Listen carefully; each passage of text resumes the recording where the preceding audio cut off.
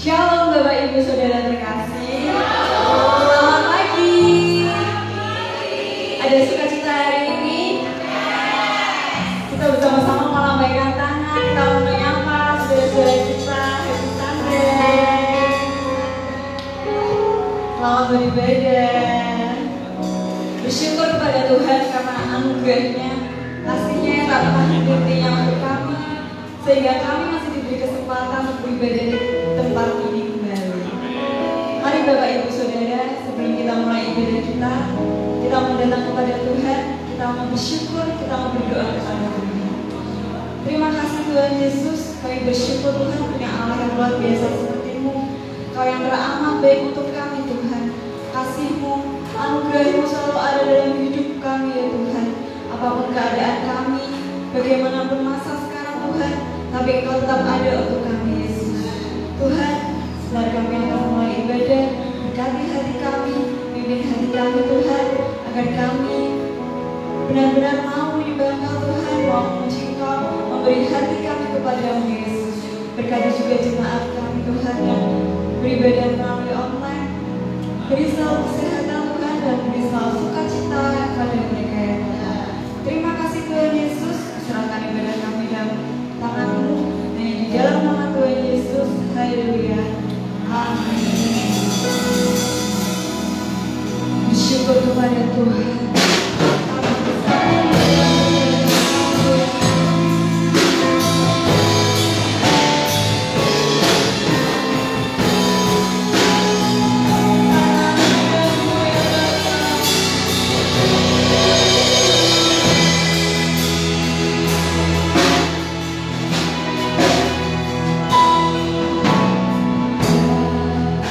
Surga luar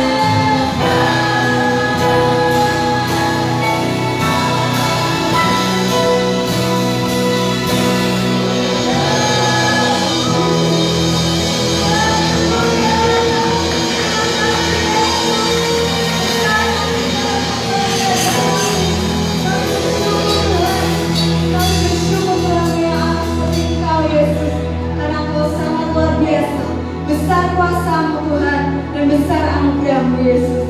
Hati kami percaya akan Engkau Tuhan. Terima kasih Tuhan Yesus. Haleluya. Amin. Kami percaya pada Engkau Tuhan. Hati kami percaya pada Yesus. Amin. Hatiku percaya.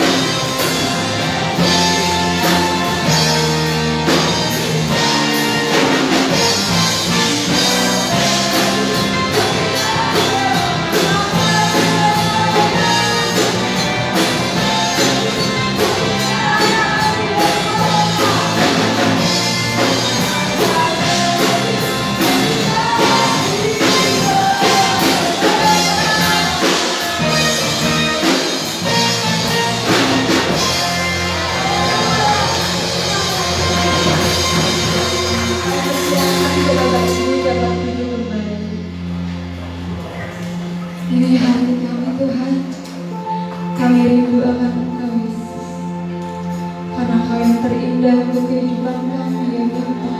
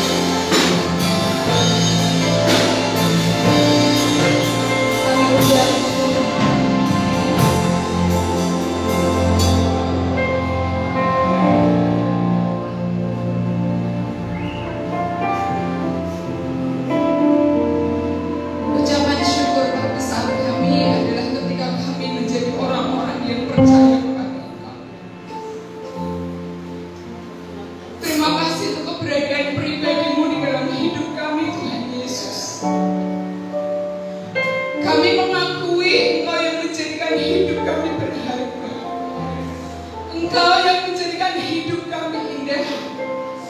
Engkau yang menjadikan hidup kami berarti. Dan dengan segala kerendahan hati kami mengakui bahwa di luar Tuhan kami bukanlah siapa-siapa. Tanpa Engkau Tuhan kami tidak dapat berbuat apa-apa. Oleh sebab itu, kiranya Roh-Mu yang kudus menolong kami, supaya iman, percaya, dan hati kami terus terpaut kepada Engkau Tuhan. Terus menjadi kerinduan dan doa kami. Kalau masih ada begitu banyak dari anggota keluarga kami, kerabat kami, orang-orang yang kami kasihi dan yang mengasihi kami, yang belum percaya kepada Engkau, kami membawa mereka di dalam setiap seruan doa kami, Tuhan, supaya mereka juga menerima anugerah keselamatan yang daripada Engkau. Hati mereka terbuka untuk percaya, untuk mengenal Engkau dan menerima Engkau sebagai Tuhan dan Juru Selamat secara pribadi. Dan setiap kami yang sudah mengenal dan percaya kepada Engkau, kami butuh kekuatan yang daripada Tuhan, supaya iman percaya kami tetap tertanam di dalam Engkau, terus terpelihara di dalam Tuhan, dan sampai pada akhirnya kami kembali kepada kemuliaan. Engkau dapati kami tetap setia kepada Tuhan. Terima kasih untuk kesempatan pagi hari ini kembali kami bisa datang beribadah, bersekutu dengan Engkau. Kami menaikkan segala pujian, pengagungan, dan ucapan syukur kami kepada Tuhan. Terimalah Tuhan sebagai persembahan yang harum di hadapan Engkau. Dan pagi hari ini tiba saatnya kami membuka hati kami membuka diri dan pikiran kami untuk kami kembali belajar tentang kebenaran firman-Mu. Kami mau Engkau didik, kami mau Engkau ajar, kami mau Engkau bentuk, supaya dari hari lepas hari hidup kami semakin lebih baik dan berkenan di hadapan Tuhan. Terima kasih Tuhan, hamba-Mu yang sederhana dan penuh dengan keterbatasan ini, kiranya dengan perkenanan Tuhan Engkau memberikan kekuatan, kemampuan, dan pengurapan, supaya oleh karena anugerah-Mu juga Engkau memakai hamba-Mu untuk menjadi saluran berkat bagi setiap sidang Jumat yang ada. Kuasai atmosfer di ruangan ini, kuasai setiap hati dan pikiran kami, supaya kami tertuju fokus kepada firman Tuhan. Terima kasih Bapa yang baik, kami menyerahkan pemberitaan firman-Mu pagi hari ini hanya di dalam tangan kuasa-Mu yang hidup, di dalam nama Tuhan Yesus Kristus. Haleluya, amin. Shalom Bapak Ibu Saudara yang dikasih Tuhan. Semangat pagi. Semangat. Ya, hanya Pak Untung dan Ibu Baja kelihatan semangat. Coba yang lainnya, semangat pagi. Semangat. Ya, saya sangat diberkati dengan semangat dan kesetiaan Bapak Ibu untuk datang kepada Tuhan. Puji nama Tuhan. Mari pagi hari ini kita akan buka firman Tuhan. Alkitab kita dalam kitab Amsal pasal 29. Kita akan baca ayat yang ke-17. Amsal pasal 29 ayat 17. Kita akan membacanya secara bersama-sama. Hitungan ketiga mulai. Sudah ketemu semua? 1, 2, 3. Didiklah anakmu, maka ia akan memberikan ketentraman kepadamu dan mendatangkan sukacita kepadamu. Amin. Suatu perintah yang diberikan oleh Tuhan melalui kitab hikmat yang ditulis dalam kitab Amsal, yaitu didiklah anakmu, maka ia akan memberikan ketentraman kepadamu dan mendatangkan sukacita kepadamu. Bapak Ibu, ini mengingatkan kita kembali kepada tanggung jawab yang diberikan kepada setiap kita. Bukan hanya kita mengingat perintah Tuhan dalam kitab Kejadian, beranak cuculah, di dalamnya juga Tuhan memberikan sebuah tanggung jawab untuk kita mendidik setiap anak-anak kita. Amin. Berbicara tentang mendidik anak, saya mau katakan bahwa semua kita yang ada di sini, ya, baik yang sudah berkeluarga maupun yang masih single, kita semua adalah pendidik bagi anak-anak. Setuju atau tidak? Sekalipun yang masih remaja, kalian adalah pendidik bagi anak-anak. Setuju atau tidak? Kok bisa? Ya, anak-anak di sini bisa berarti anak-anak secara biologis yang memang keturunan yang Tuhan percayakan melalui pasangan suami istri. Tetapi kita juga, bagi yang masih single sekalipun, kita juga terlibat dalam pendidikan anak-anak. Ketika kita berinteraksi dengan adik kita, siapa di sini yang punya adik? Banyak, ya. Ketika kita berinteraksi dengan sepupu kita yang masih usia anak-anak, ketika kita berinteraksi dengan keponakan-keponakan kita yang masih usia anak-anak juga, disitulah kita mengambil peran sebagai pendidik bagi anak-anak.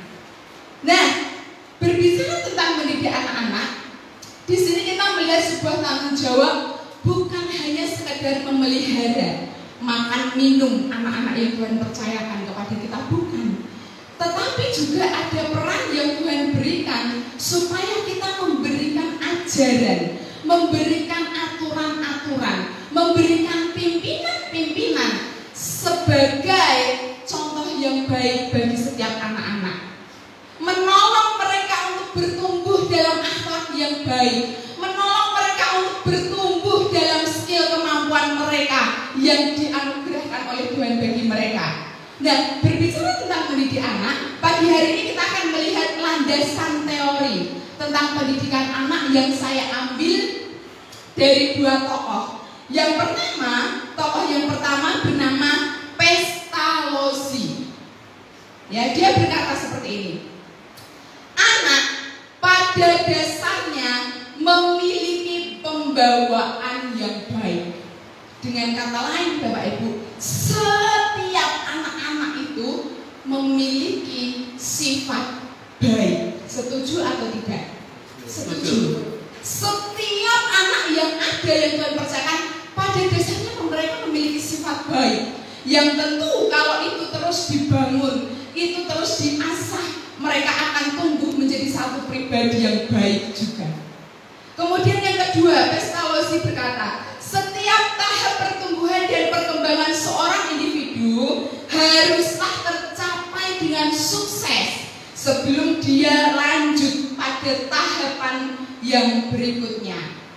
Ya, pertumbuhan dan perkembangan itu sebabnya kenapa untuk anak-anak balita mereka adalah yang posyandu, untuk dipantau pertumbuhan mereka yang bisa diukur secara angka.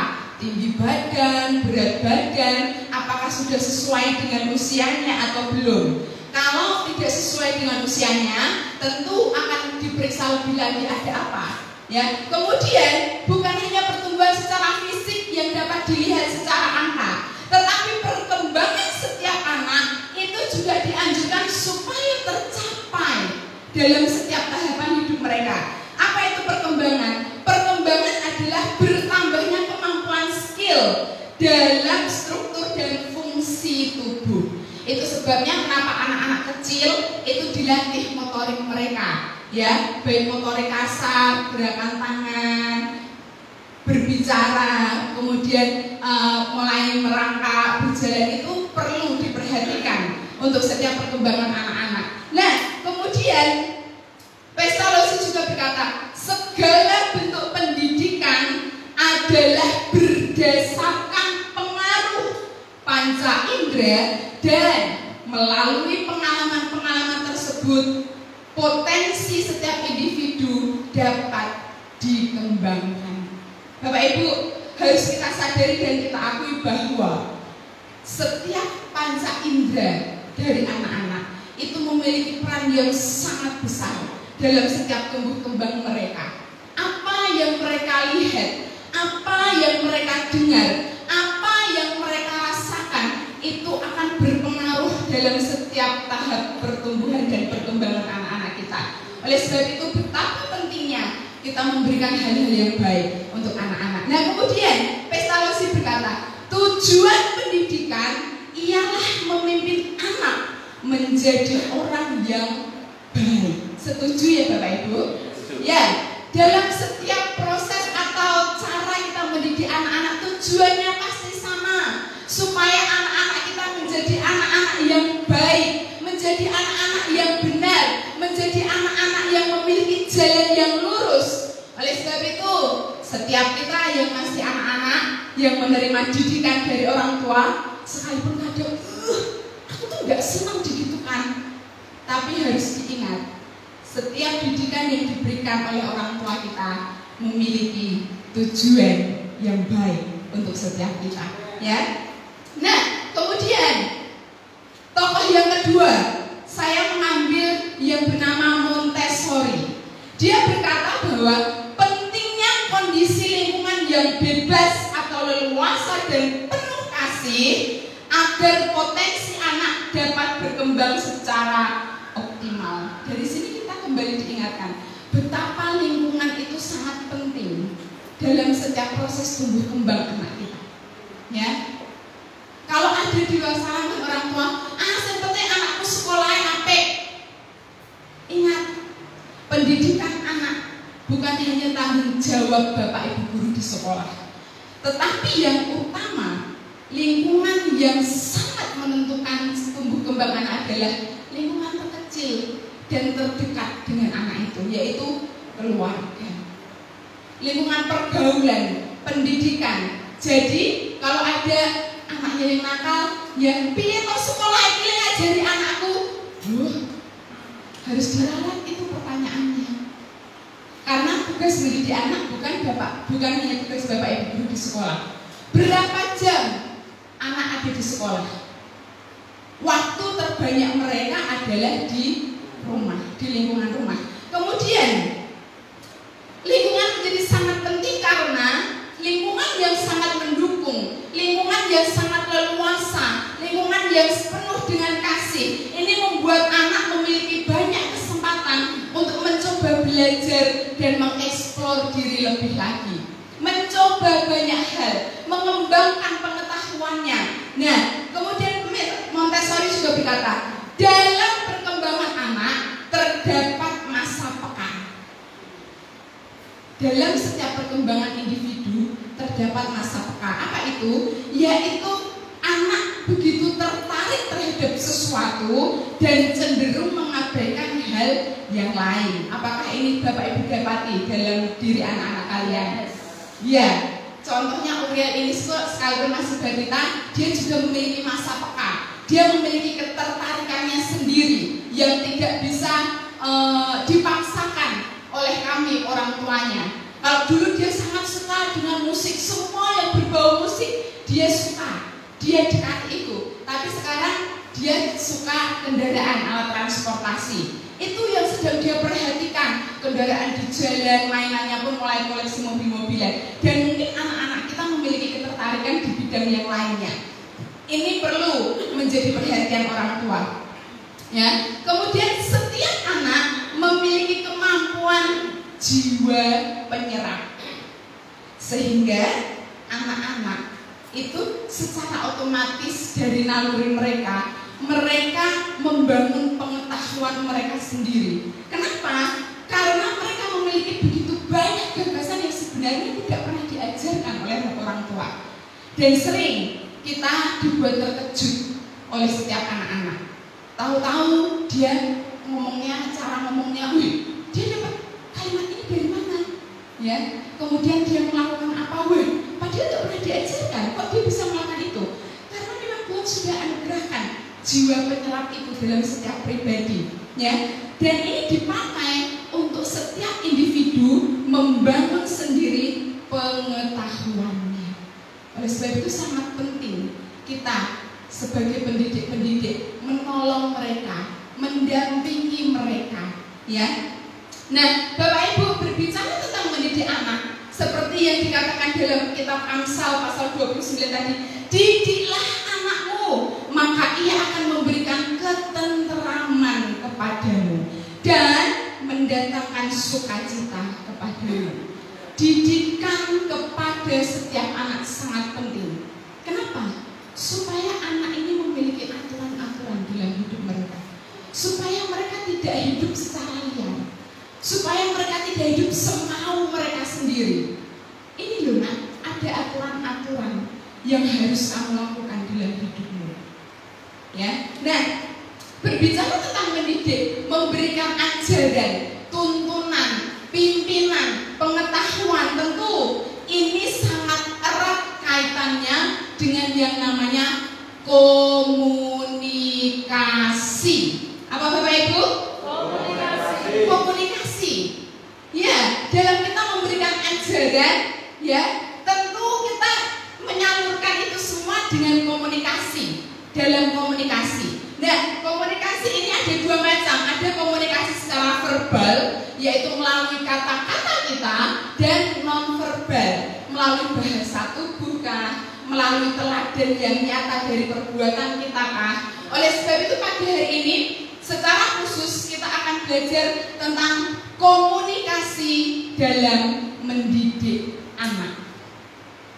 Dan lebih kepada komunikasi yang bentuknya secara verbal. Mari kita lihat terlebih dahulu apa itu arti komunikasi. Saya mengutip dari seorang tokoh yang bernama James Stoner. Dia memberikan definisi komunikasi adalah suatu proses pada seseorang yang berusaha untuk memberikan pengertian, memberikan informasi dengan cara menyampaikan pesan kepada orang lain. Berbicara tentang komunikasi, tentu kita menyadari bahwa dalam komunikasi ada begitu banyak seni, ya. Dan bagaimana cara kita berkomunikasi terhadap seseorang ini akan menentukan banyak hal. Misalnya, cara berkomunikasi kita itu menentukan atau mempengaruhi suasana, ya.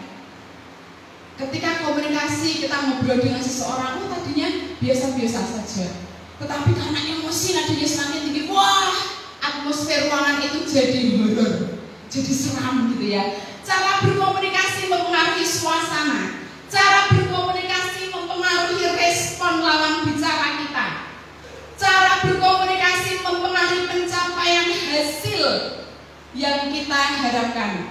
Apakah hasil yang dicapai sesuai dengan keinginan? Apakah maksud yang kita sampaikan, pesan yang kita berikan bisa diterima, atau justru berdampak miskomunikasi, mispersepsi, salah tanggap, ya? Cara berkomunikasi ini menjadi hal yang sangat penting. Oleh sebab itu Bapak Ibu, pada hari ini kita mau melihat bagaimana cara berkomunikasi secara verbal dalam kita mendidik anak. Nah, ada orang-orang yang berprinsip dalam mendidik anak, memiliki prinsip yang penting tidak main tangan, yang penting tidak memukul, yang penting tidak menampar, itu sudah bagus.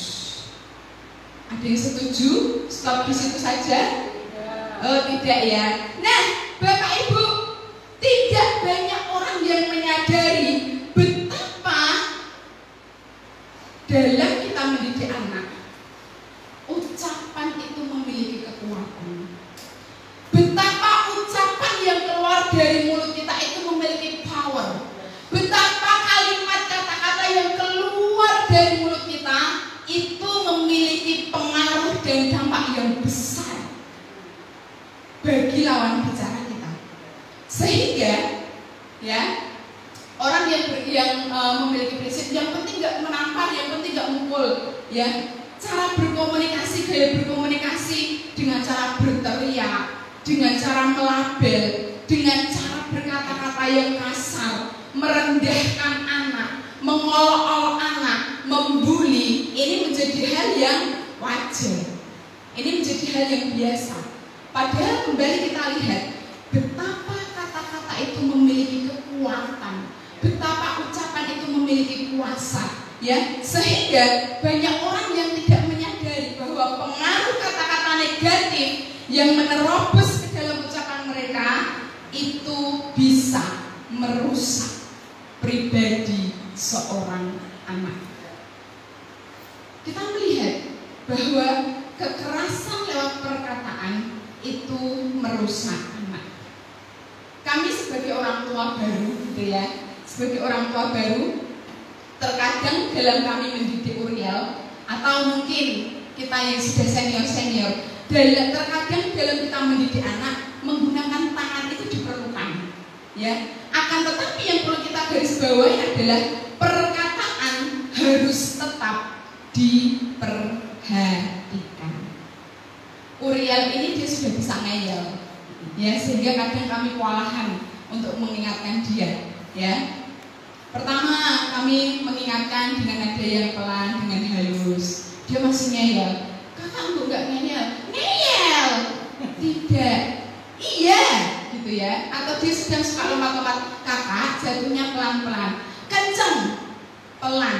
Kenceng. Pelan. Kenceng. Dia masih ngeyel gitu. Papanya, kalau enggak nurut, papa pukul. Iya. Jatuhnya pelan enggak apa-apa. Ancaman terakhir baru moro tangan. Kadang main tangan tentunya di anggota tubuh tertentu, ya, itu diperlukan, tetapi kata-kata harus menjadi perhatian kita. Dalam Matius pasal yang ke-15, di sana Yesus berkata, Matius pasal 15 ayatnya yang ke-11, saya akan membaca untuk kita semua. Lalu Yesus memanggil orang banyak dan berkata kepada mereka, dengar dan camkanlah, bukan yang masuk ke dalam mulut yang menajiskan orang, melainkan yang keluar dari mulut, itulah yang menajiskan orang. Ayatnya yang ke-17 sampai 19. Tidak tahukah kamu bahwa segala sesuatu yang masuk ke dalam mulut turun ke dalam perut, lalu dibuang melalui jamban. Tetapi apa yang keluar dari mulut berasal dari hati, dan itulah yang menajiskan orang. Karena dari hati timbul segala pikiran jahat, pembunuhan, perzinahan, percabulan, pencurian, sumpah palsu, dan hujat. Di sini Yesus mau berkata kepada para pendengar bahwa bukan jenis makanan yang masuk ke dalam mulutmu, bukan mutu makanan yang masuk ke dalam mulutmu, atau keadaan tangan kita yang menajiskan seseorang, melainkan perkataan yang kita ucapkan, itulah justru yang bisa menodai jiwa. Itulah yang bisa mengotori pribadi seseorang. Itulah yang bisa merusak moral seseorang. Ucapan, perkataan. Bapak Ibu, mari kita lihat terlebih dahulu. Apa saja sih yang menjadi penyebab orang dewasa berkata kasar atau keras kepada anak-anak? Harus diakui bahwa begitu banyak situasi yang kadang atau seringkali membuat orang dewasa itu secara spontan, refleks, otomatis mengeluarkan kata-kata yang kasar, mengucapkan kata-kata yang keras kepada anaknya. Di antaranya misalnya satu, masalah hidup orang tua, ya atau tidak? Seberapa sering atau seberapa banyak di antara kita karena sudah banyak masalah, pikirannya sepaneng gitu ya, anak yang nggak tahu apa-apa baru datang kepada kita kena semprot, ini buku sih loh, kita bentak karena situasi masalah hidup orang tua. Yang kedua, konflik langsung dengan anak, sehingga mungkin ada saatnya anak ini kok rasanya kok sengaja gitu ya, memancing emosi kita, ya, membuat emosi kita menjadi memuncak. Konflik langsung dengan anak. Yang ketiga, menggunakan aturan orang tua yang dahulu. Karena kita yang ada sekarang adalah proses didikan dari orang-orang tua kita terdahulu. Ya, ada aturan-aturan yang mereka terapkan dalam diri kita sehingga itu mengikat kita. Saya tidak tahu kalau di kota ya, tetapi saya dulu di desa hidup dengan kakek nenek saya. Salah satu aturan mereka adalah nek maghrib, wayah maghrib, kuwi kudune ngomah. Kadang anak-anak asik main dengan teman-temannya gitu ya, sudah sore menjelang maghrib belum pulang, nenek saya akan cincing, ya, akan menaikkan jarinya sambil bawa apel di tangannya. Dikandani nek maghrib kok nek ngomah nyanyi rumbali. Ya, saya nggak tahu kalau di kota. Ya, dan mungkin masih ada aturan yang lainnya. Ya, kemudian yang keempat, warisan kekerasan lewat orang tua yang mana tanpa kita sadari itu juga kita terapkan dalam cara kita mendidik anak-anak. Ya, oh dulu saya juga diperlakukan demikian oleh orang tua saya, sehingga sekarang secara otomatis itu terbawa dalam saya mendidik anak-anak. Kemudian yang kelima, sebagai bentuk reaksi karena anak-anak memantulkan kembali aspek-aspek diri kita yang tidak kita sukai, atau ketika kita melihat anak-anak kita merefleksikan hal yang buruk dalam diri kita, membuat kita marah. Loh, padahal kita juga melakukan itu. Anak-anak kan mencontoh, tetapi secara otomatis ketika kita melihat anak-anak kita melakukan hal yang sama, kita emosi, kita marah, ya, kayak kurang fair gitu ya. Nah, Bapak Ibu, pagi hari ini mari kita mau bersama-sama belajar, ya, dalam kita mendidik anak-anak kita, dalam komunikasi kita kepada mereka. Stop, berhenti menggunakan kata-kata yang melukai mereka. Apa saja itu? Yang pertama, berhenti menggunakan kritik yang terus-menerus kepada anak-anak kita. Bapak Ibu, sedikit apresiasi, sedikit penghargaan, sedikit pujian itu jauh lebih berdampak positif dibandingkan ribuan kritikan yang terus-menerus kita lontarkan kepada anak-anak kita. Kenapa? Karena kritikan yang terus-menerus kita berikan kepada anak-anak kita secara tidak langsung lambat laun itu bisa merusak mental seseorang dan akan memberikan dampak yang negatif. Ya, mungkin tujuan kita ketika kita memberikan kritikan adalah oh ini loh supaya anak kita tahu bahwa ini salah. Ya, tetapi ketika kritikan terus-menerus dikritik, apa dampak negatif bagi anak-anak? Yang pertama, ini bisa menurunkan rasa percaya diri dalam pribadi seorang anak. Anak akan merasa tidak mampu menyelesaikan sesuatu. Kok aku sudah mengerjakan ini tapi masih dikritik? Apa saya tidak bisa menyelesaikannya? Apa ini artinya tandanya bahwa saya tidak bisa menyelesaikan tugas yang diberikan kepada saya? Kemudian yang kedua, anak merasa tidak dicintai.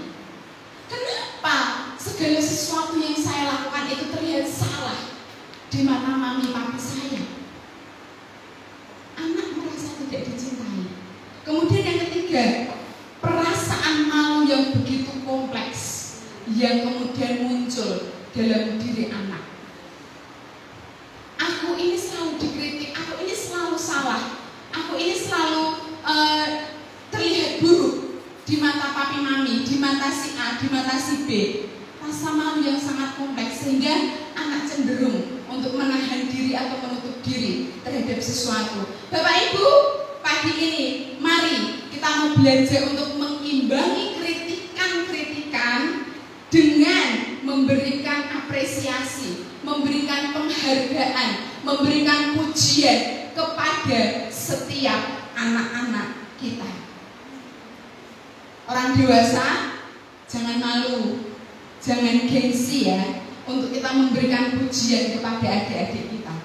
Jangan malu, jangan gengsi untuk kita memberikan penghargaan kepada anak-anak yang ada di sekitar kita. Sekecil apapun hasil karya mereka, sekalipun misalnya masih ada kekurangan, ya kita bisa mengatakan, wih hasil karyamu bagus sekali. Akan tetapi ini akan lebih keren kalau lemnya ditambah lagi supaya lebih kuat. Ya, ada sisi-sisi yang kita tunjukkan mana yang harus dibenahi, tetapi juga diimbangi mana yang harus kita berikan apresiasi. Ini akan membangkitkan semangat mereka, ini akan membangkitkan rasa percaya diri mereka. Kemudian yang kedua, berhenti menggunakan kata-kata yang melukai, yaitu berteriak atau menjerit. Bapak Ibu tolong beritahu kepada saya, apa tujuan kita berteriak kepada anak? Apa tujuan saat kita membentak anak? Saya beritahu tujuannya, alasannya. Oh, supaya anaknya nurut, mungkin ya. Supaya anaknya langsung manut, Mbak Ayu, ya. Tetapi berteriak yang dilakukan secara terus-menerus atau sering kepada anak ini juga bisa memberikan dampak yang negatif. Yang pertama, anak bisa menjadi ketakutan dan trauma. Anak yang diberikan nada tinggi, teriakan setiap hari, teriakan secara terus-menerus, anak menjadi takut dan trauma terhadap nada tinggi. Dan ini juga bisa merenggangkan hubungan antara orang dewasa dengan anak. Nanti anak jadi takut dekat-dekat dengan kita. Ya. Kemudian yang kedua, anak akan sering berteriak pada orang lain. Anak yang sering menerima teriakan-teriakan nada tinggi, bentakan-bentakan, secara otomatis mereka akan melakukan hal yang sama mungkin kepada adiknya, kepada temannya. Kenapa? Karena itu contoh yang dia dapatkan dari orang yang dewasa. Kemudian yang ketiga, anak akan menjadi mudah marah karena emosinya labil. Ya, anak yang sedang dalam keadaan tenang, sedang dalam keadaan hening, tiba-tiba mendengar teriakan, emosinya menjadi meledak-ledak. Ya, yang tadinya tenang langsung kaget, emosi, marah. Ya, kemudian yang berikutnya, anak lama-kelamaan menjadi kebal terhadap teriakan. Dan ini saya lihat kepada salah seorang anak, ya, ibunya ini suka sekali teriak kepada anaknya. Hal kecil pun, masalah kecil pun dia teriak kepada anaknya. Awalnya teriakan ini akan membuat anak menjadi ketakutan atau segan, berhenti seketika. Akan tetapi lama-kelamaan anak yang diteriaki secara terus-menerus atau sering, lama-kelamaan mereka akan menganggap, itu hal yang biasa. Aku diteriaki itu biasa. Kalau ibuku bungok-bungok kene gapur apa itu biasa. Ya, anak menjadi kebal sehingga ketika kita berteriak, bahkan ketika memberi nasihat sekalipun, anak akan cenderung mengabaikan. Sebaliknya, orang tua atau orang dewasa yang jarang berteriak, sekali berteriak, maka anak akan berpikir dengan sendirinya. Dia akan tahu, wih, ini bapakku marah tenan ini, wih, ini ibuku murid tenan ini, wih, berarti kesalahanmu benar-benar fatal ini, kesalahanmu benar-benar besar ini. Anak akan menjadi segan dengan sendirinya. Bapak Ibu, di sini kita belajar dalam kita berkomunikasi, mendidik anak-anak kita, memberitahu hal yang baik kepada anak, tidak harus dengan cara berteriak. Ya, dekati anak kita, bicara dalam nada yang rendah, bicara dengan suara yang halus, anak pasti akan bisa memahami. Dan saya sangat paham, ini butuh usaha yang luar biasa.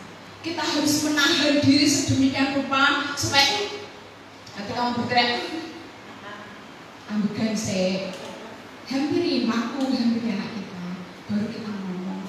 Saya sadar bahwa ini butuh penguasaan diri dan pengendalian diri yang sangat luar biasa. Tetapi yakin kalau kita mau melatih diri kita, pasti bisa. Ya. Nah, kemudian yang ketiga, Bapak Ibu, berhenti menggunakan kata-kata yang melukai. Apa itu? Membandingkan anak yang satu dengan yang lain.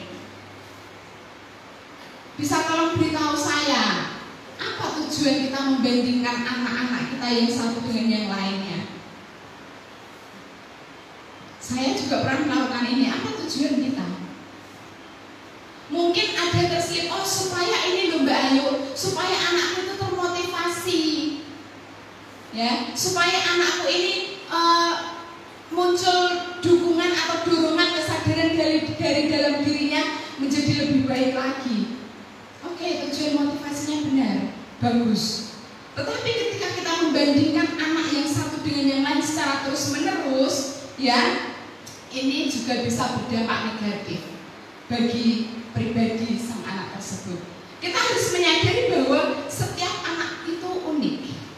Setiap anak yang Tuhan percayakan itu spesial, dengan segala kelebihan mereka, dengan segala keunggulan mereka, bahkan dengan segala kelemahan dan kekurangan mereka sekalipun. Setiap pribadi anak adalah unik dan spesial. Setuju? Ya. Membandingkan anak secara terus-menerus itu bisa berdampak negatif. Apa saja? Yang pertama, anak menjadi mudah stres. Ketika dia harus dituntut seperti si A,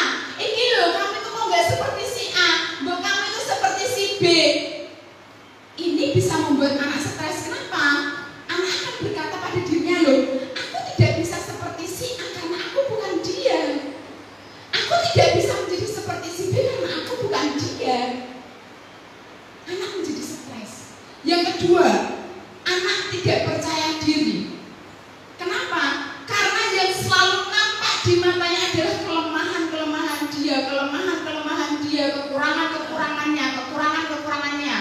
Oh, berarti aku tuh nggak bisa seperti si A yang seperti ini. Oh, aku tuh nggak bisa seperti si B yang demikian. Kemudian anak akan sulit memahami dirinya sendiri.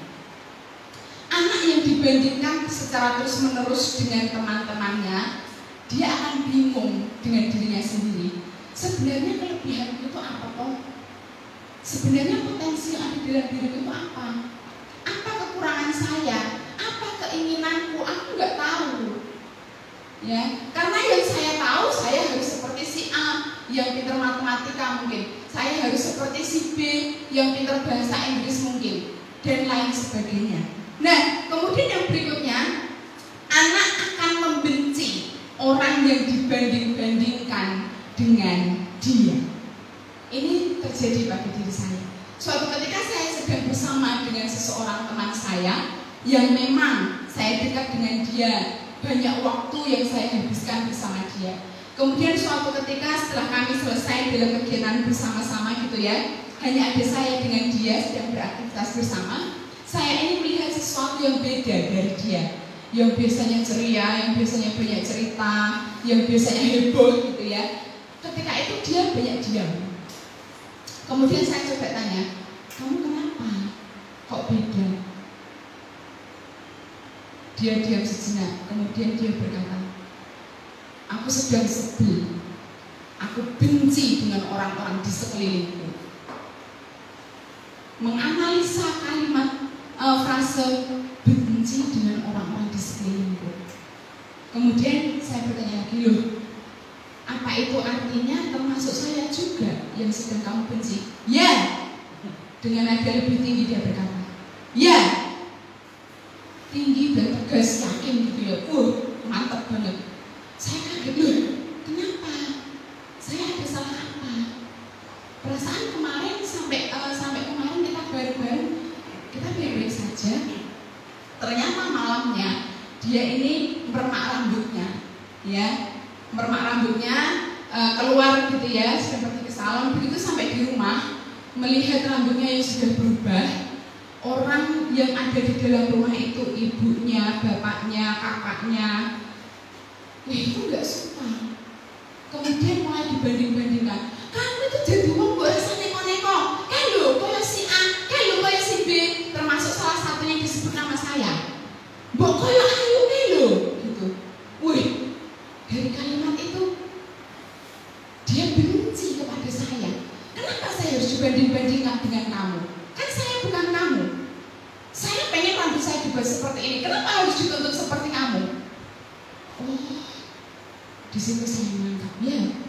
Apapun alasan dan tujuan seseorang membanding-bandingkan satu pribadi dengan yang lain, Bapak Ibu coba hindari itu. Hindari membanding-bandingkan satu pribadi dengan yang lain. Mari, sedapat mungkin hindari membandingkan anak yang satu dengan yang lain. Yang terpenting adalah kenali anak-anak kita sebagaimana adanya mereka, kemudian dorong mereka, tolong mereka, pimpin mereka untuk menjadi diri mereka sendiri. Menurut Howard Gardner, Bapak Ibu bisa searching di Google nanti ya, ada paling tidak 8 kecerdasan yang terdapat dalam setiap individu. Dan tidak mungkin 8-8-nya itu semuanya unggul. Paling tidak ada 1-2 kecerdasan yang begitu menonjol. Dan kecerdasan itu, Howard Gardner menunjukkan bahwa kecerdasan seseorang itu bukan hanya dalam bidang akademik. Mungkin dia lemah dalam nilai-nilai mata pelajaran di sekolah, tetapi mungkin dia masih memiliki kecerdasan di bidang yang lain. Yang terpenting adalah temukan itu, kemudian asah itu, gali itu, sehingga anak-anak kita menjadi anak-anak yang unggul di bidang mereka masing-masing. Ya, nah Bapak Ibu, kemudian yang keempat apa yang harus kita hindari? Mencap atau melabel anak. Ini lebih kepada cara bagaimana saat kita menasihati atau mengajar anak. Bapak Ibu, satu rahasia. Ketika kita menasihati atau mengajar anak usia 0 sampai 3 tahun, kuncinya adalah gunakan kalimat kalimat aktif, ya. Bapak Ibu ketahui bahwa kemampuan kerja anak usia dini itu masih sangat sedikit, masih sangat minim, ya. Otak hanya mampu menangkap pesan dari setiap kalimat yang kita ucapkan itu antara 3 sampai 5 detik terakhir. Jadi ini bisa kita lihat ketika anak belajar bicara. Kalau kita ngajari anak usia dini gelas, mereka yang mereka ucapkan apa? Las, yas, gitu ya. Kemudian ketika kita ngajari mereka berkata sandal, anak seusia Uriel 0 sampai 3 tahun itu yang dikatakan apa? Dal. Karena itu kemampuan kerja otaknya. Sehingga ini juga bisa menjadi patokan kita. Ini juga berlaku pada saat kita menegur atau menasehati atau melarang anak usia dini. Gunakan kalimat aktif. Kalau kita menggunakan kalimat pasif misalnya, Uriel jangan lari. Apa yang dilakukan seusia Uriel? Mau sampai tetap lari. Uriel jangan lari. Larinya mau makin kenceng. Uriel jangan lari.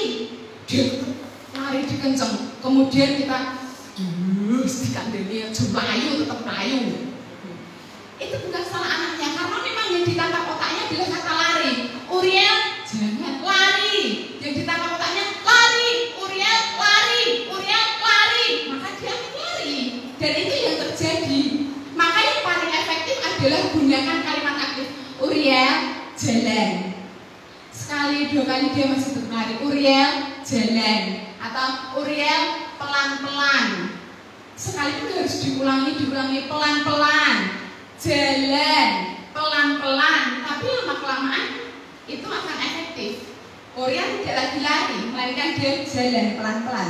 Nah, sehingga misalnya Uriel jangan naik, dia tetap naik, nenek. Uriel jangan naik, dan ini berlaku bagi setiap kalimat larangan. Ganti dengan kalimat aktif, ya. Uriel di bawah. Uriel turun. Gunakan kalimat aktif. Ini akan lebih efektif dalam kita mendidik anak usia 0 sampai 3 tahun. Kemudian untuk anak-anak yang usia lebih besar, Bapak Ibu, saya ingatkan dan kita ingat terus, kecam perbuatannya, bukan orangnya. Seringkali kalau kita melihat anak yang berlaku nakal, kita akan terucap, anak kok nakalnya kayak ngono ya? Anak kok dindengi kayak ngono ya? Ih, anak kok rasupan. Anaknya yang dicap, anaknya yang dilabel. Padahal ini tidak tepat. Dalam kita mendidik anak, dalam kita menasihati dan menegur mereka, kecam perbuatannya, bukan orangnya. Ketika anak-anak yang mereka punya teman, ya, seumuran dia lebih tua 7 bulan, dulu sering mukul Uriel. Nah, ini kebanyakan orang akan berkata anak kok nakal. Nah, anak yang dicap, diberikan label terus-menerus anak nakal, anak dendeng, anak bandel, anak tidak sopan. Kalimat ini akan tertancap dalam hati dan pikirannya, sehingga anak akan berpikir, oh iya, aku ki anak nakal, aku anak bandel, aku anak tidak sopan. Anak yang diberikan label terus-menerus, secara otomatis dia akan berkata pada dirinya, loh, aku kan anak nakal, jadi kalau aku berbuat yang nakal ya itu wajar kayak. Loh, katanya aku anak yang gak sopan, kalau aku berbuat yang tidak sopan ya wajar kok. Kecuali kalau aku anak yang tidak sopan, terus berlaku sopan, itu aneh buat saya. Bapak Ibu, kekuatan ucapan, kecam perbuatannya, bukan orangnya. Bagaimana cara supaya tidak melabel? Kamu anak baik, anak yang baik bisa diberitahu. Kamu anak yang nurut bisa diberitahu. Puji pribadinya, tetapi tunjukkan bahwa ini loh perbuatanmu yang tidak sesuai. Dan ini perlu belajar Bapak Ibu. Nah, Bapak Ibu, ini hal-hal yang harus kita hindari, ya, dalam kita mendidik anak-anak. Kritik yang terus-menerus, berteriak atau menjerit, membandingkan anak satu dengan yang lain, mencap atau melabel anak. Mari kita mau bangun komunikasi yang baik dalam kita mendidik anak-anak kita. Bagaimana cara berkomunikasi yang baik dengan anak? Yang pertama, yang terutama adalah bangun hubungan yang positif. kepada anak-anak kita. Hubungan yang positif ini ketika sudah terbangun, maka anak akan bisa lebih mudah menerima setiap pesan yang kita sampaikan kepada mereka. Setuju atau tidak? Ya, kalau hubungan anak dengan bapaknya, dengan ibunya kurang baik, apa saja yang dikatakan bapak ibunya, anak akan sulit untuk menerima, bahkan cenderung untuk memberontak. Oleh sebab itu, hubungan yang positif dengan anak-anak kita ini menjadi hal yang sangat penting. Yang kedua, bagaimana cara berkomunikasi yang baik dengan anak dalam kita mendidik mereka? Tidak bicara tergesa-gesa, ngomongnya cepat-cepat. Ya, saya pernah melakukan ini loh Bapak Ibu kepada Uriel yang baru usia segitu. Waktu itu saya Uriel ini pengennya main terus sudah lama. Mainnya itu sampai lama, saya ajak pulang nggak mau, padahal dia sudah ngantuk. Harusnya minum susu dulu supaya perutnya kenyang, kemudian tidur, tapi dia maunya main terus. Akhirnya dengan saya paksa gitu ya, saya bawa dia. Saya dimanapun dia di rumah itu anehnya dia tidak mau rela. Kemudian karena saya bingung, saya ngomong cepat. Uriel, mama bingung. Uriel tetap menang, bahkan sambil dia nangis. Mungkin dia pikir mama ini ngomong apa ya. Bapak Ibu, penting saya juga belajar untuk tidak bicara tergesa-gesa, apalagi ketika kita sedang dalam keadaan emosi. Ya, kenapa? Karena kemampuan anak menangkap pesan itu masih terbatas, apalagi anak usia dini. Kemudian ketika kita ngomongnya pelan-pelan, ya ini akan memberikan kesempatan kepada si anak untuk menganalisa pesan. Sebenarnya apa yang diomongkan bapak ibu itu? Apa yang diinginkan bapak ibu itu? Sehingga kalau bicara tidak tergesa-gesa ini tidak dilakukan, maka yang bisa terjadi adalah anak tidak bisa memahami pesan, orang tuanya menjadi emosi. Maka dari itu harus seimbang ya perannya. Nah, kemudian ketiga, membaca bahasa tubuh anak. Ya, kenapa? Karena bahasa tubuh ini tidak pernah berbohong. Mungkin dari sinar matanya, mungkin dari gerakan tubuhnya yang lain, biasanya akan lebih menunjukkan atau menampakkan apa sebenarnya yang menjadi isi hati anak. Apakah dia sedang ketakutan, apakah dia sedang khawatir dan lain sebagainya. Ya, bahasa tubuh ini lebih nyata dan jujur dibandingkan bahasa lisan. Perkataan bisa menipu, tetapi bahasa tubuh ini biasanya lebih jujur, dan kita harus belajar untuk mengamati itu. Nah, bila hal ini tidak dilakukan, maka orang tua tidak akan memahami isi hati yang sebenarnya dari si anak, dan si anak bisa lebih mudah untuk emosi. Mari kita belajar terus ya. Nah, yang keempat, mendengarkan perasaan anak.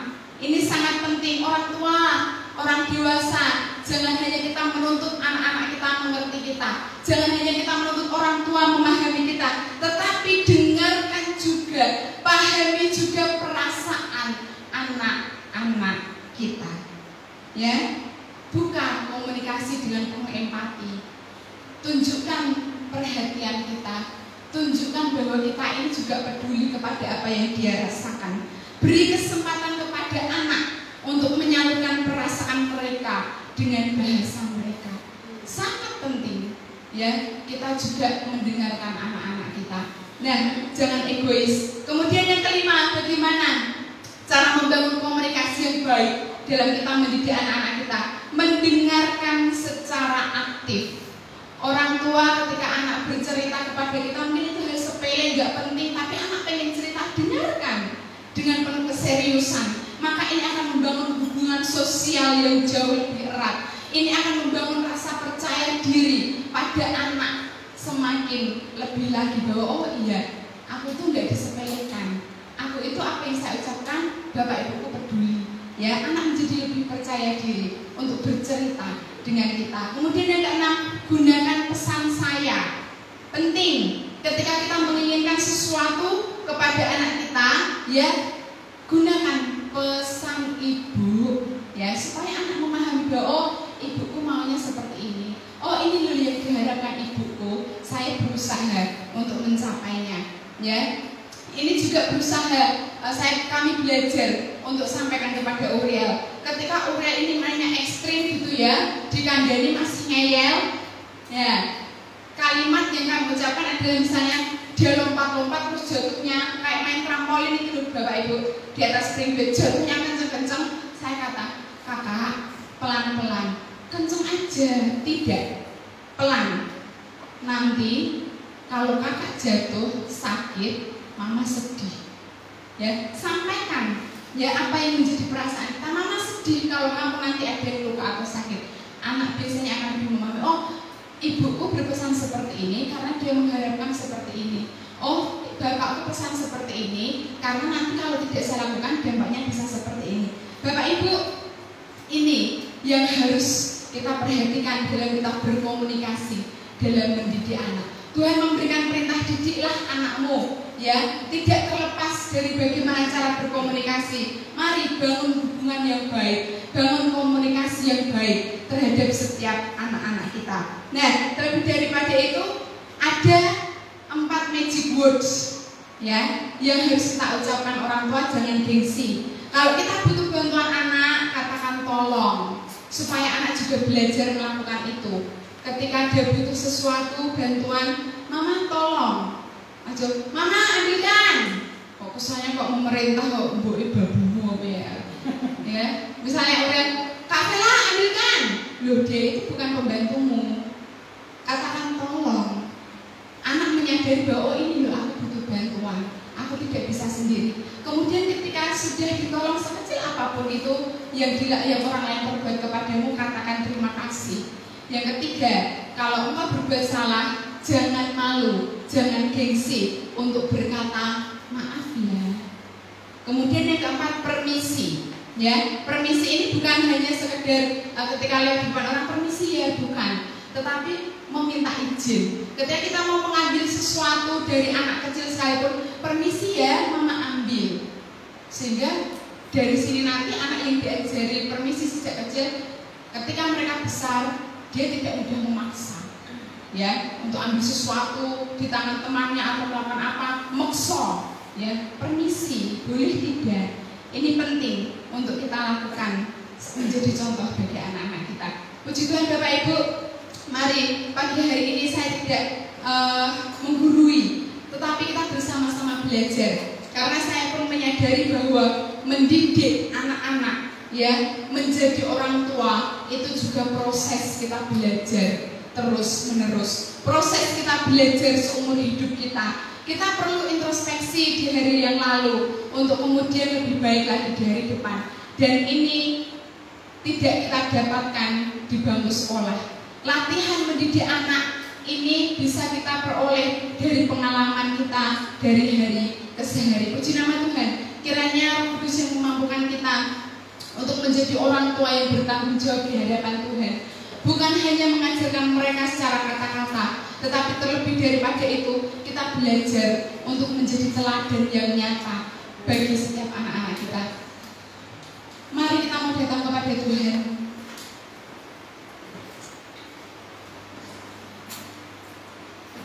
Satu tanggung jawab yang besar yang Tuhan percayakan kepada kita.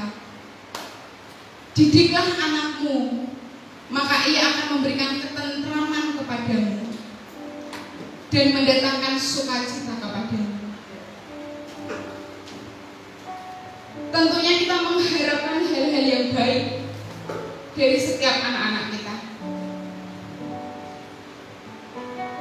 Tentunya kita mengharapkan keberhasilan dalam diri setiap anak-anak kita.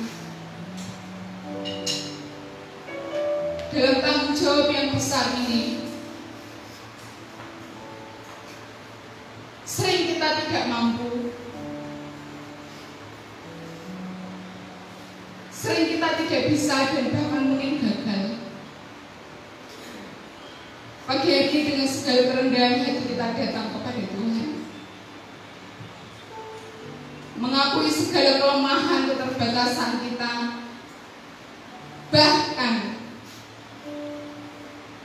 mungkin perlu kita mengaku kepada Tuhan segala kesalahan-kesalahan kita yang pernah kita lakukan di masa lalu dalam kita mendidik anak-anak kita, supaya kedepannya kita menjadi semakin lebih baik lagi. Bapak Ibu, pagi hari ini komunikasi dalam mendidik anak menjadi hal yang sangat penting. Saya mengajak kita untuk membuka diri di hadapan Tuhan. Buka diri selebar-lebarnya. Buka diri sebagaimana adanya kita.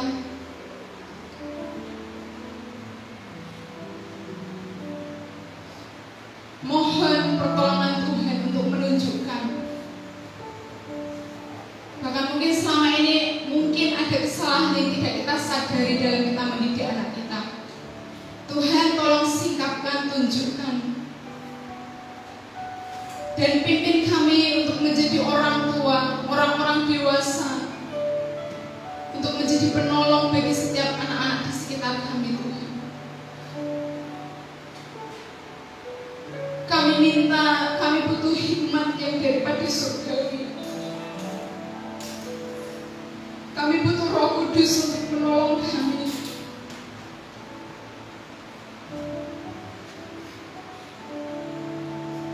Tuhan Yesus,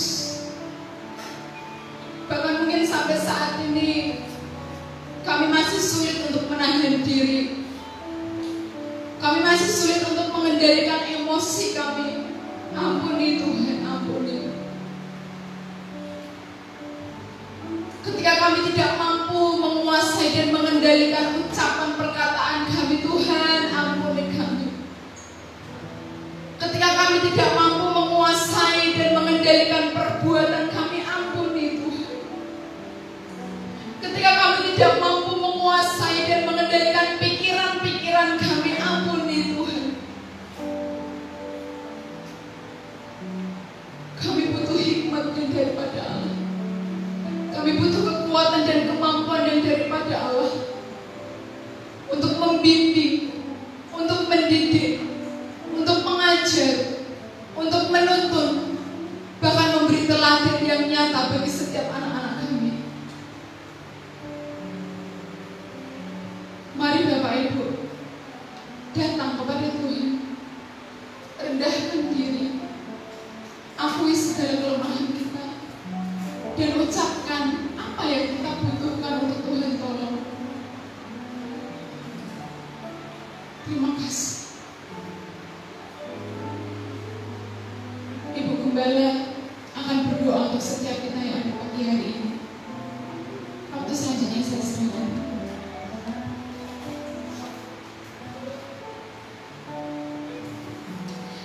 Tuhan Yesus, terima kasih banyak untuk firman-Mu pagi hari ini Tuhan.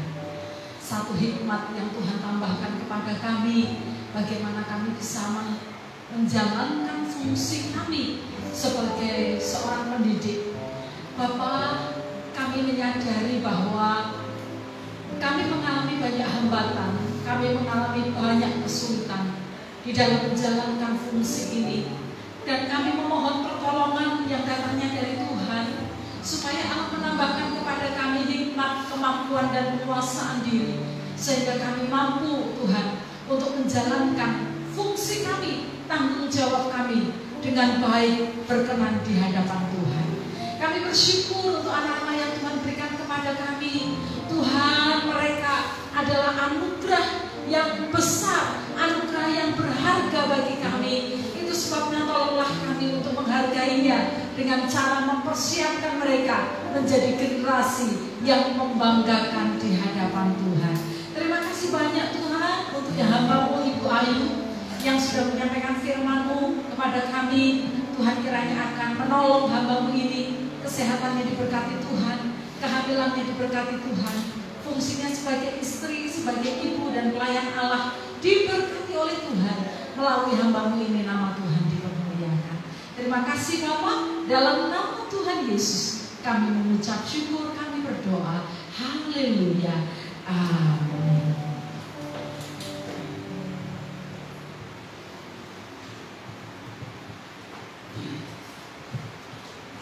Yes, Bapak Ibu diberkati.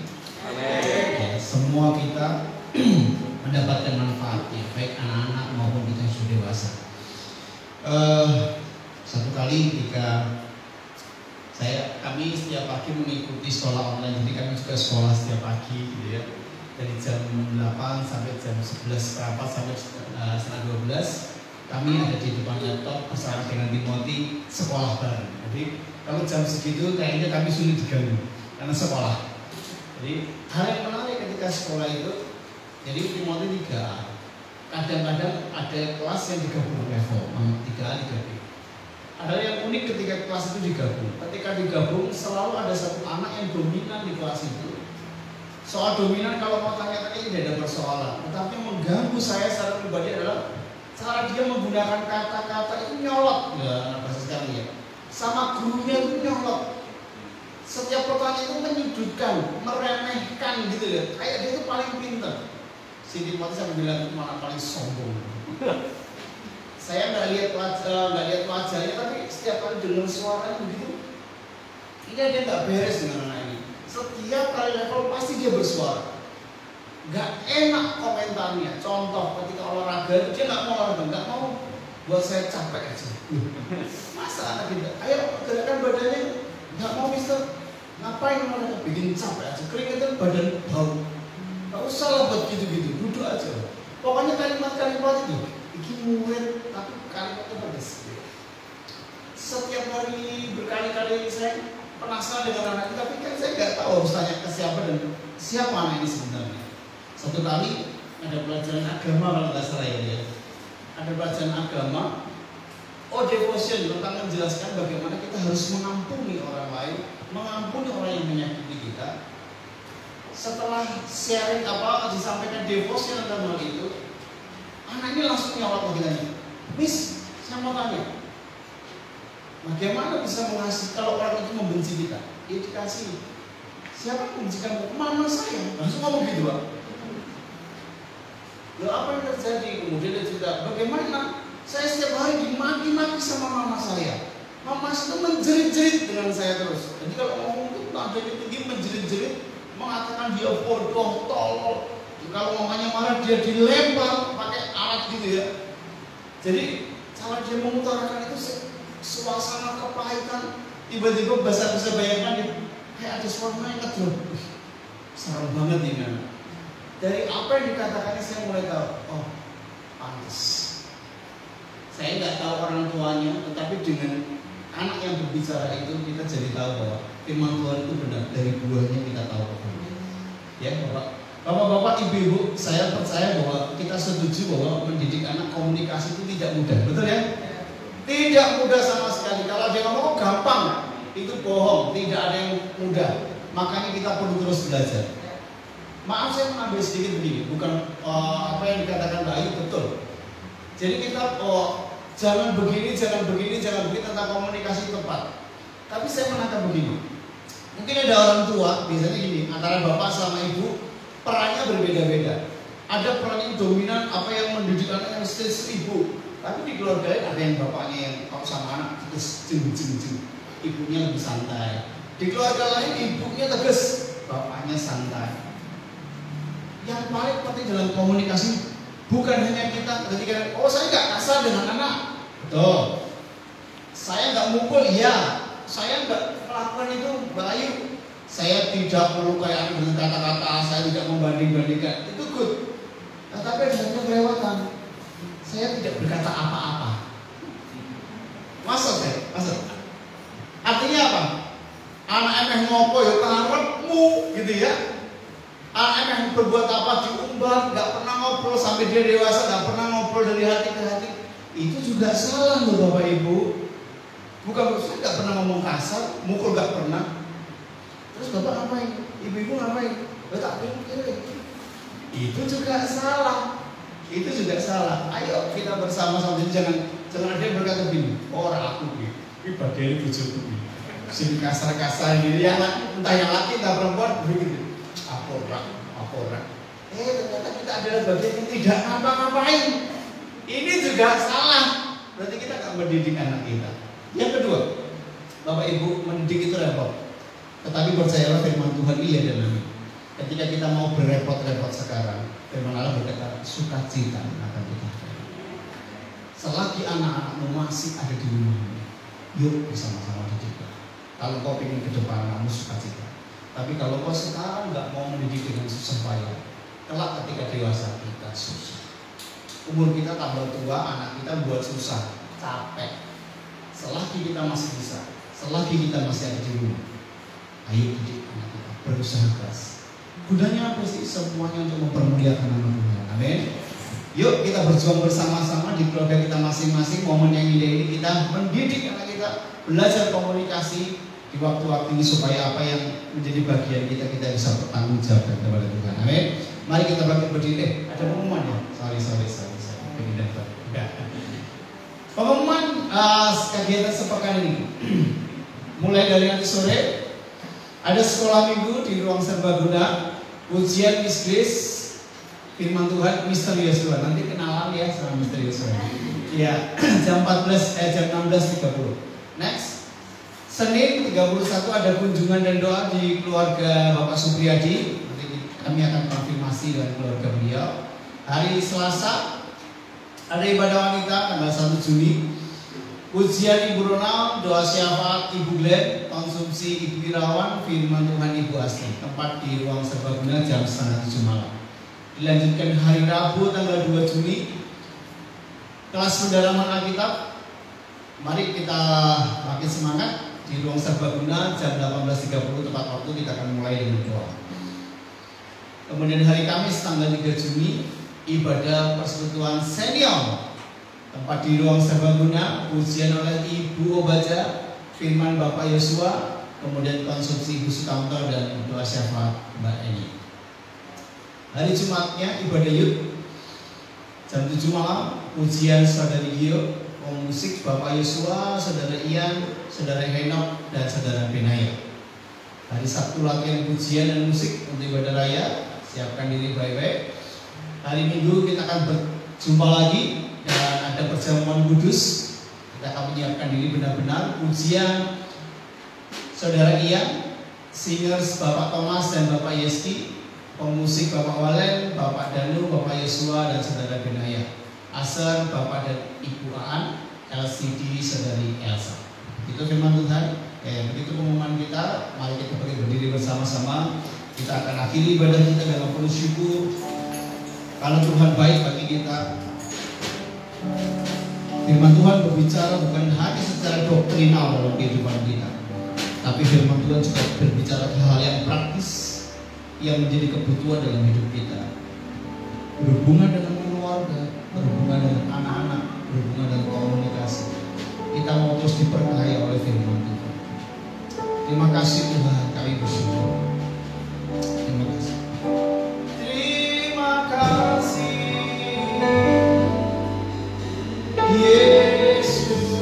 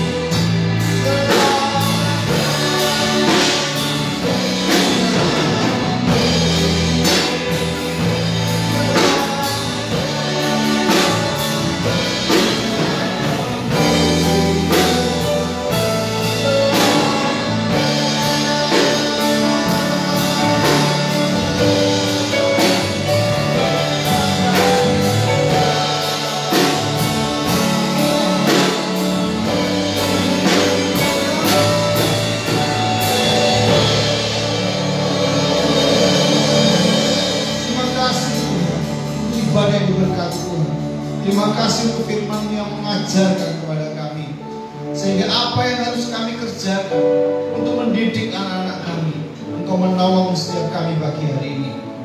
Kami tahu Tuhan ada segala bentuk keterbatasan dalam hidup kami, tetapi oleh karena Roh Kudus yang ada dalam hidup kami menolong kami menjadi pelaku-pelaku kebenaran firman-Mu. Ajar kami Tuhan, mampukan kami, buat kami semangat untuk menjadi pelaku-pelaku firman, sehingga kami melihat hasil yang tidak pernah berbohong dari proses-proses hidup kami, karena Tuhan Yesus yang tolong kami.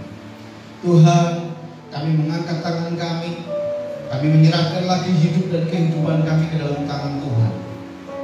Pegang kami Tuhan, kuasai kami dan kehidupan kami, supaya selepas kami dari ibadah ini, hidup kami tetap terpaut kepada Tuhan, tetap merasakan pimpinan dan pertolongan Tuhan.